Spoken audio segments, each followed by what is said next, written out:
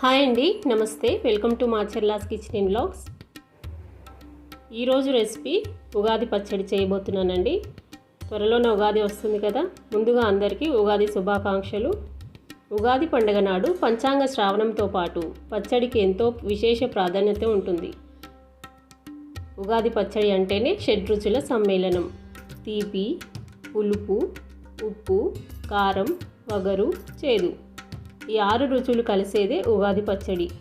అందరికీ జీవితంలో ఎదురయ్యే మంచి చెడులను, కష్ట సుఖాలను ఒకేలా స్వీకరించాలన్న సందేశాన్ని ఇస్తుంది ఈ ఉగాది పచ్చడి. ఉగాది పచ్చడి చేసే ముందు కొన్ని ప్రిపరేషన్స్ చేసి పెట్టుకోవాలండి. మామిడికాయను కడిగి చెక్కు తీసి సన్నగా ముక్కలుగా కట్ చేసి పెట్టుకోవాలి. బెల్లంని తురిమి పెట్టుకోవాలి. వేప పువ్వును సపరేట్ చేసి పెట్టుకోవాలి. నిమ్మకాయ అంత సైజ్ చింతపండుని 2 సార్లు కడిగి 10 నిమిషాల పాటు నానబెట్టుకోవాలి. కొత్త కుండలో ఉగాది పచ్చడి చేస్తారండి. కుండని 2 సార్లు మంచిగా కడిగి గంధం, కుంకుమ బొట్లు పెట్టుకొని కుండకి సరిపడినంత 3 వరుసల దారాన్ని తీసుకొని దానికి మామిడాకును కట్టాలి. ఇప్పుడు అది కంకణంలాగా రెడీ అయిపోయింది. ఇప్పుడు దానికి కొంచెం పసుపును రుద్ది కుండకు కట్టాలి. ఇలా రెడీ అయిన కుండలోనే ఉగాది పచ్చడిని చేయాలండి. చింతపండు రసాన్ని తీసి కొత్త కుండలో పోసుకోవాలి. తర్వాత వేప పువ్వుని 1 స్పూన్ దాకా వేసుకోవాలి.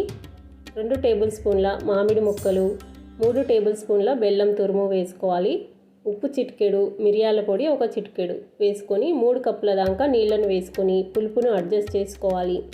స్పూన్తో బెల్లం కరిగే వరకు కలుపుకోవాలి. తర్వాత కొన్ని పుట్నాలను వేసుకొని దేవుడికి సమర్పించాలి.